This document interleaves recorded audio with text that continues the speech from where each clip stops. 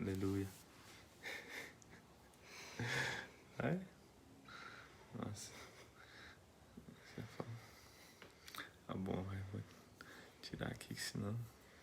Liga não as folhinhas, gente. Liga não. Conectando-se. Coisas do pastor Alex. Conectando-se ao Facebook Live. Tirar aqui, né, gente? Aí. Vamos lá, então. Representantes de todas as tribos de Israel foram dizer a Davi em Hebrom: somos sangue do teu sangue. No passado, mesmo quando Saul era rei, eras tu quem liderava Israel em suas batalhas, e o Senhor te disse: você pastoreará Israel, meu povo, e será o seu governante. Então todas as autoridades de Israel foram ao encontro do rei Davi em Hebrom.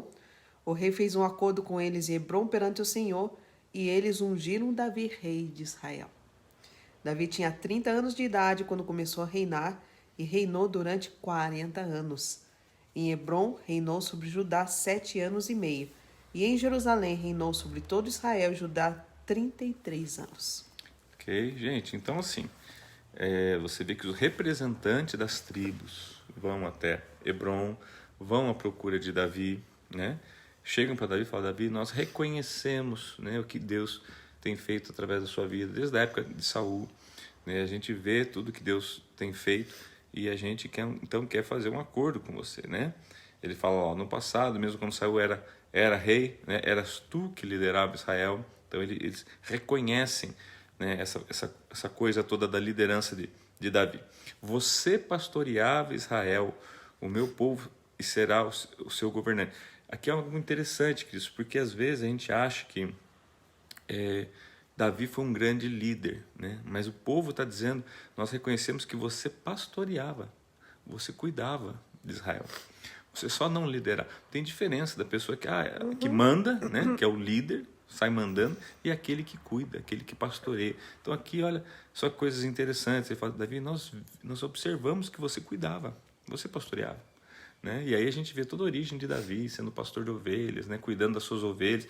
Ele trazia com ele, né, essa coisa do cuidado, essa coisa ainda que um guerreiro, mas, né, olhando para as pessoas, né, e não somente para si mesmo. E no versos 3, então, essas autoridades então vão até ele em Hebrom e faz um acordo, e lá então ele é ungido rei sobre todos Israel, unificando então agora os dois reinos, de Judá, que é o sul, e Israel, né, que é ao norte. Então agora ele pode reinar sobre todo Israel. Daí, pontos interessantes, versos 4 e 5, que fala a quantidade de anos, né, que ele reinou. 30 anos, ele tinha 30 anos de idade, né, quando começou a reinar. Observe, gente, isso aqui é importante, porque quando Davi foi ungido lá por Samuel, né, quando ele estava no pasto, até aqui passaram-se, se eu não me engano, 17 anos ou 13 anos, agora eu fiz a confusão, 17 ou 13 anos, né? Eu não lembro se ele tinha 17 ou tinha 13, acho que ele tinha 17, então foram 13. Então você veja que ele teve que aguardar o tempo de Deus. Ele foi ungido, mas ele teve que aguardar o tempo, né, para ele assumir como rei de todo Israel. E ali a quantidade de tempo que ele fica 7 anos e meio como reinando só sobre Judá.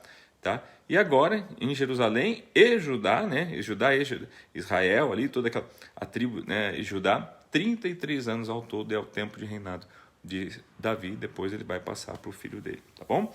Vamos lá, então. O rei e seus soldados marcharam para Jerusalém para atacar os jebuseus que viviam lá. E os jebuseus disseram a Davi: você não entrará aqui. Até os cegos e os aleijados podem se defender de você. Eles achavam que Davi não conseguiria entrar. Mas Davi conquistou a fortaleza de Sião, que veio a ser a cidade de Davi.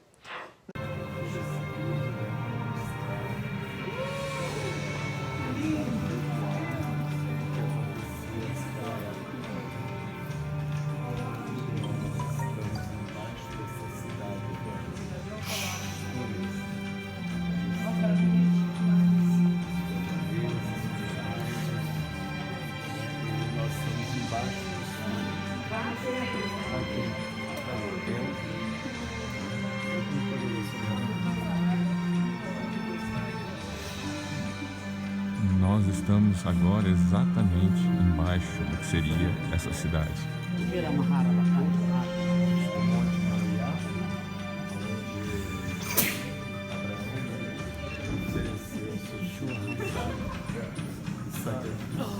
monte chamado Moriá.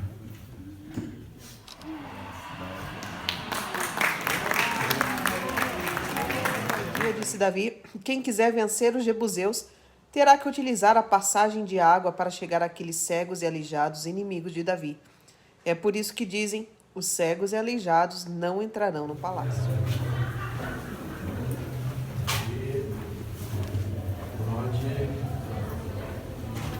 Estamos entrando debaixo da cidade de Davi, nos túneis.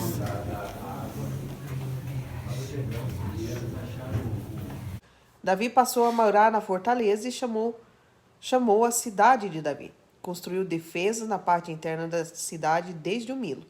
E ele se tornou cada vez mais poderoso, pois o Senhor, o Deus dos exércitos, estava com ele.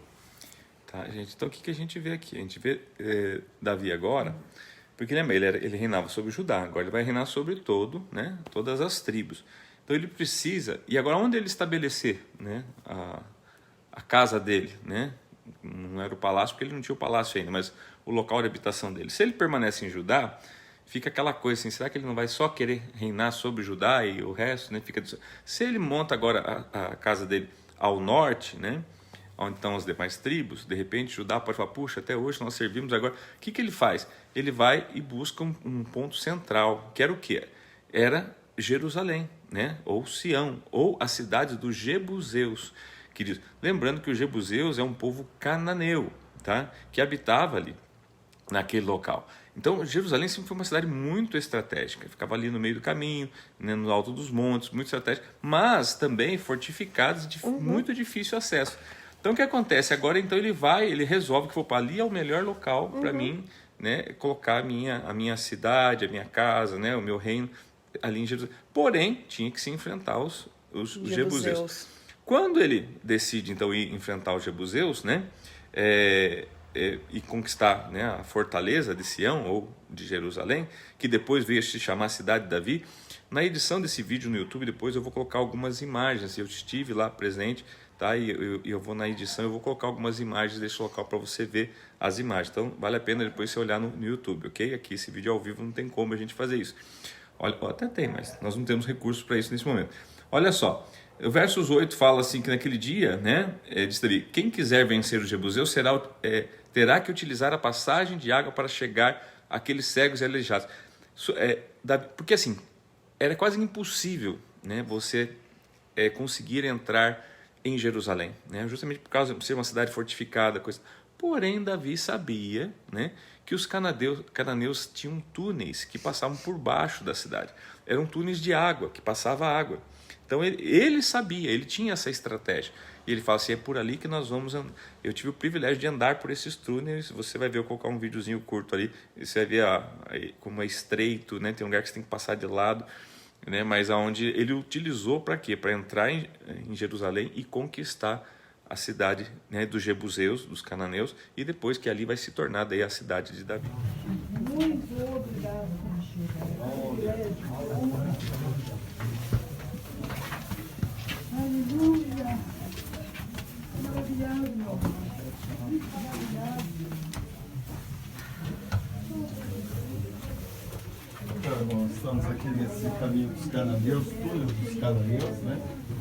E você vê que é bem estreito mesmo, apertado é o caminho. Vai se tornar onde que ele vai residir, ele e o reinado dele, tá? E o versos 10 fala assim que ele se tornou cada vez mais poderoso. Então Deus ia fazendo isso, pois o Senhor, Deus dos exércitos, estava com ele. Gente, quando Deus está com a gente, é Ele que nos fortalece, né? É Ele que nos deixa fortes e poderosos. Vamos lá então, versos 11. Diz assim, pouco depois Irão, rei de Tiro, enviou a Davi uma delegação que trouxe toras de cedro e também carpinteiros e pedreiros que construíram um palácio para Davi. Então Davi teve certeza de que o Senhor o confirmara como rei de Israel e que seu reino estava prosperando por amor de Israel, seu povo. Depois de mudar-se de Hebrom para Jerusalém, Davi tomou mais concubinas e esposas e gerou mais filhos e filhas. Esses são os nomes dos que lhe nasceram ali: Samua, Sobabe, Natã, Salomão, Ibar, Elisua, Nefeg, Jáfia, Elisama, Eliada, Elifelete. A gente começa a ver o quê? Que Deus, então, ele começa a colocar no coração de pessoas que não são de Israel, fala aqui do rei de Tiro, né, Irão, e que envia, né, para Davi agora, né, toras, né, de cedro, são cedros do Líbano, tá, para que ele construísse o palácio, né, e ainda manda também os pedreiros, os carpinteiros, para construir o palácio Recursos, né? de Davi. Ah, porque Irão era amigo de Davi? Não necessariamente, queridos. Né? Você vê que o Líbano ele fica ao norte e ali Jerusalém era uma passagem estratégica, tá? para o Egito, para a África, era uma passagem comercial. Eles precisavam ter assim, bons relacionamentos. Então aqui você vê o quê? Né? Um rei, né? Lá o rei de Tiro, fazendo o quê? Alinhando relacionamentos com Davi, porque precisava, né? Tá passando por ali, precisava estar. Então ele cede toda a madeira do Líbano, né? Que era uma madeira muito valiosa, muito cara, muito nobre, tá? E ainda as pessoas para construir o palácio de Davi. Mas você vê nisso o quê? Deus agindo, né? Deus agindo, levantando pessoas, tá? Vai comentar também sobre as concubinas de Davi. O homem não era fraco, né, gente? O homem gostava, né, de fazer um filho, né? E da relação dos nomes dos filhos dele. Aqui o verso 14 são só os nomes mesmo, não fala das mães, tá? Você vai ver que vai citar aqui até Salomão. Salomão foi de Betseba, mas ela nem apareceu na história aqui, mas já é citado o nome dele aqui, né? Na relação de nomes de filhos, tá? Então agora vamos ver quando ele vai agora lutar contra os filisteus. Ao saberem que Davi tinha sido ungido rei de Israel, os filisteus foram com todo o exército prendê-lo, mas Davi soube disso e foi para a fortaleza. Tendo os filisteus se espalhado pelo vale de Refaim, Davi perguntou ao Senhor: devo atacar os filisteus? Tu os entregarás nas minhas mãos? O Senhor lhe respondeu: vá, eu os entregarei nas suas mãos. A gente vê aqui o cuidado de Davi, não de se achar poderoso. Você vê, muita coisa estava acontecendo na vida dele, ele já tinha sido ungido agora rei por todo Israel, o rei de Tiro mandou oferta para ele, mas, queridos, agora então quando os filisteus, né, ficam sabendo e vêm atacar ele podia chegar, não, nós vamos para a guerra, agora nós estamos aqui em Jerusalém, cidade fortificada e tal. Não, a gente vê o cuidado que ele teve em buscar uma direção do Senhor, e o Senhor dá a direção para ele bem específica, você vai ver. Então Davi foi a Baal-Perazim e lá os derrotou. E disse: assim como as águas de uma enchente causam destruição, pelas minhas mãos o Senhor destruiu os meus inimigos diante de mim. Então aquele lugar passou a ser chamado Baal-Perazim. Como os filisteus haviam abandonado seus ídolos ali, Davi e seus soldados os apanharam. Mais uma vez os filisteus marcharam e se espalharam pelo vale de Refaim. Então Davi consultou o Senhor de novo, que lhe respondeu: não ataque pela frente, mas dê a volta por trás deles e ataque-os em frente das amoreiras. Assim que você ouvir um som de passos por cima das amoreiras, saia rapidamente, pois será esse o sinal de que o Senhor saiu à sua frente para ferir o exército filisteu. Davi fez como o Senhor lhe tinha ordenado e derrotou os filisteus por todo o caminho, desde Gibeon até Géser. Gente, lembrando que os filisteus eram um povo grande, que tinha tecnologia de armamentos, né? Trabalhavam com fundição de armas, enfim, e sempre foi um inimigo ferrenho de Israel. E agora a gente vê assim, de novo, Deus então dando direção e, como eu falei, específica. Então você vê Deus, ele consultando a Deus falando: agora você não vá pela frente, não ataque pela frente, mas dê a volta por trás. Então, coisas estratégicas. Mas, puxa, Davi era um grande guerreiro, um grande estrategista. Não, gente, porque foi Deus que mandava. Ele só era uma pessoa que temia Deus e obedecia a Deus, tá? E a palavra do Senhor fala assim que, olha só, a ponto de Deus falar para ele: olha, você vai ficar, né, ali nas amoreiras, né? E quando você ouvir os passos por cima das amoreiras, saia rapidamente. Ele fala: ataque-os em frente das amoreiras, né? Isso. Quando você ouvir o som de passos por cima das amoreiras, saia rapidamente. Esse é o sinal. Então, e de quem que era esses passos por cima das amoreiras? Do próprio Deus, gente. Imagina você dizendo assim: olha, né, Alex, quando você ouviu os meus passos, né, passando, então aí você pode atacar, que quer dizer que eu já fui na frente, eu já estou na tua frente. Gente, e aqui fica um grande ensinamento para nós. Nós precisamos ouvir esses passos. Nós precisamos agir quando ouvimos os passos do Senhor, né? Exato. E a gente não espera. Não, muitos de nós temos agido sem que antes ouçamos, né? A gente precisa pedir ao Senhor ter essa sensibilidade espiritual. Senhor, me dá. Peça ao Senhor. Senhor, me dá essa sensibilidade de ouvir os seus passos quando for para agir, né? Observe que o texto fala assim que Davi, né?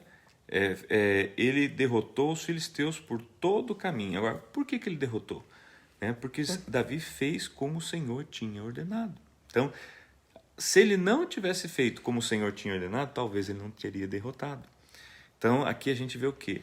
Que a importância de fazer como o Senhor ordenou. Isso que isso tem sido durante anos, décadas, né? A nossa maior falha. Porque nós temos a palavra de Deus, nós temos a ordenança do Senhor, mas às vezes nós não fazemos conforme a ordenança dele. Porque as pessoas deixam para consultar o Senhor por último, né? Ou depois Como que última, fez. ou depois que fez, é a última instância, né? Ou então para consertar Isso. o que deu errado. Que nós possamos nos espelhar em Davi hoje, nessa manhã, e consultar o Senhor. Falar, Senhor, o que eu devo devo fazer? Né? E com certeza ele vai falar assim, não, fica tranquilo, eu sou com vocês. Porém, Ele vai dizer, quando você ouvir os meus passos, aí ataque. Aí vá. Interessante que a gente tem a nossa parte, né? Que é a nossa parte. Davi teve a parte dele, mas logo após, né, o Senhor. Tá? E quando ouvir. que assim seja. Tá bom? Beijo no coração, queridos. Por hoje é só. É isso, né? Curtinho também. Tá? E agora a gente vai começar a ver. Amanhã já começa um negócio bem legal. Samuel 6. Né? Nós vamos começar a ver agora. Davi vai começar a estruturar a sua cidade, estruturar ali o seu reinado, né? Mas a gente vê que em nenhum momento ele esquece do Senhor, porque ele reconhece que o Senhor é que deu toda essa vitória para ele. Então, vale muito a pena você acompanhar com a gente, tá bom? Um beijo no teu coração. Vamos aqui.